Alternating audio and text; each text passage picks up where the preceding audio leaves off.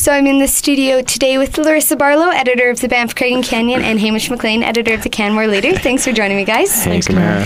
Lots to talk about. First of all, let's talk about Canmore Idol. Oh, yeah, for sure. Thank you. That was a very fun event that ended. Saturday? Yeah, that ended on Saturday. Yeah, what did you think of the Final Five? Yeah, it was great. It was the only Canmore Idol day that I had been to, and I just caught the last bit of it. But yeah, it was good. Yeah, It was, as good as the small town singing competition is going to be. Like a lot of people, a lot of so much energy in that room. That's the thing. So many people are so crazy. But didn't the tickets sell out on Monday? I think that they typically do. Yeah, it's craziness. It's mind-boggling. It's very popular. Yeah, but it's mind-bogglingly popular, and for good reason. Yeah, it was like fun. The top two there, I really think. Yeah. Justin Hill and Jessica Bruin. Yeah. Both were fantastic. I went to Jam Night last night, and Justin Hill was there and tore the roof down. Yeah. Right on. Yeah. Okay, so that's fine. Also, on a sad note, Sukiyaki House did close, and we all went and ate our faces off with sushi. We ate a boatload, literally, sushi, and you kept eating, Camara. It was quite amazing. I have a bottomless pit for She is sushi. a bottomless pit for hollow sushi. leg. It's funny, Larissa and I were just talking before we showed up about the last time that we overate, the last time that we felt full, and we were trying to rack our brains, and it was like, oh yeah, Sukiyaki House. Yeah, like last We gave it a good Saturday night. Yeah, we did. Yeah. But that's not what we're here to inform our listeners about. No. Tell us first about what's going on with the Land Use Bylaw review. In Canmore, there's stuff happening, but there's also stuff happening in Banff. Yeah, it sounds like a dry topic, land use bylaw, but it's been pretty interesting in Banff because it's the big things are dealing with the gift shops and fast food restaurants. And we heard a lot about that in the summer when there were all these ideas coming about to cap the number of gift shops and to limit fast food restaurants just to Cascade Plaza. And some changes have come out to those proposals. Nothing's set yet, but the new proposal is to make gift shops a discretionary use in town, which means that, let's say I wanted to open a gift shop on Banff Ave, I would have to go through the public process of the Municipal Planning Commission. So I'd have to kind of stand up in front of them and say why I would need to open my gift shop, and then they would give the ultimate decision of whether it's allowed to go in or not. Okay. And for fast food, again, more relaxed sort of proposal is to allow them to be non-street front locations. So if you brought in a Taco Bell, let's say, it could only be on the second floor or on the lower level. You couldn't, have it on, like a Main Street location like we have with McDonald's currently in town. Interesting. That's kind of a different approach than we were talking about last summer, where it was kind of a lot more strict, no fast food, no more gift shops, that kind of thing. Yeah, it's definitely relaxed a lot. It's much less aggressive. I think when the planning team that was putting this together did come up with these ideas, it was stemmed a lot from all of these surveys and, Authentic Mountain community, that whole thing that exploded about that. And, then they took all these ideas and, really pushed back all the deadlines, took it around to a lot of business groups in town, took all the feedback, and then came up with these new ideas. I spoke with the mayor about it. She seems to enjoy these ideas a bit more than before. It was pretty tough. I think it would have been a really tough sell to try to get those big restrictions out there. But again, there's definitely a population in Banff that would have wanted to see even stricter regulations and say no more chains at all. Or there's also the population that can't afford. Yeah, definitely. And I think, Mayor Karen Sorensen had a really good point. She was saying there's definitely people in this town or who come to this town who want fast food because it's quick and cheap and easy and it's familiar. You got your day trippers and your regional visitors, and you got your young service workers in town who, don't make a ton of money and just want to go to McDonald's. They're not going to be able to afford, big lavish meals anywhere. So yeah, it's definitely looking to be, more relaxed. These could obviously change, though, before council votes on it, or Sure. if the council could vote it down and want something else. But this is sort of what's being floated out to the community for some public input right now. Cool.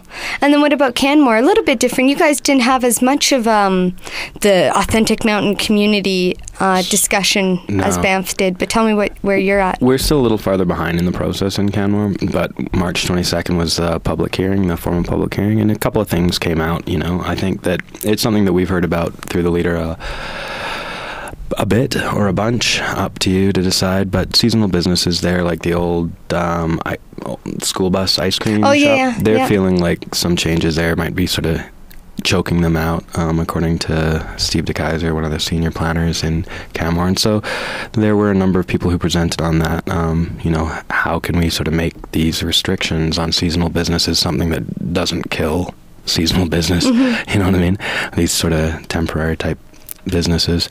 And then the other one, of course, is the Bow Valley Builders and Developers Association. They submitted quite a well thought out, a lengthy submission, and there are a number of issues, but the main one that sort of comes out there is the fact that the old sustainability screening report, where the Town of Canmore Council used to make developers prove why a building was economically sustainable, why it was socially sustainable, and why it was environmentally sustainable in Canmore.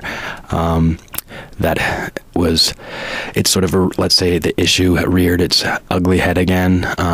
So when Municipal Affairs amended the Municipal Government Act and changed how that SSR can be used, it seems to me that there's perhaps a difference of opinion as to how we interpret that from BODA's perspective and from the town's perspective. The town has still included SSRs in their Land Use Bylaw, and I think BODA is saying, look, you guys have a task force looking into this, how we can go ahead with this process.